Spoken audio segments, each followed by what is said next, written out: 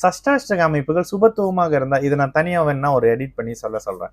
சஷ்டாஷ்டக அமைப்புகள் சுபத்தன்மையாக இருந்தால் நன்மை நடக்குமா? கண்டிப்பாக நடக்கும். சுபத்துவம், ஆட்சி, உச்சம், விதிவிலக்கு சஷ்டாஷ்டகத்துக்கு. அதே நேரத்தில் அவர் எங்க உச்சமா இருக்கிறாரு, எங்க ஆட்சியா இருக்கிறாரு, இது ரொம்ப முக்கியம்.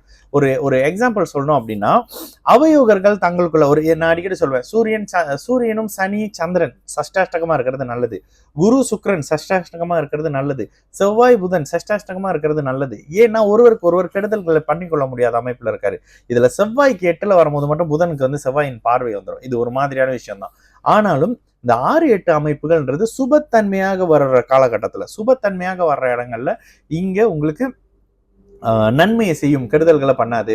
அதே மாதிரி இந்த குரு தசை சுக்கிர புத்தி, செவ்வாய் தசையில புதன் புத்தி, சனி தசையில சூரிய புத்தி, சூரிய தசையில சனி புத்தி, சூரிய தசையில சந்திர புத்தி, இந்த மாதிரியான சில புத்திகள் அமைப்புகளும் சுபத்தன்மை என்பது விதிவிலக்காக இருக்கும்.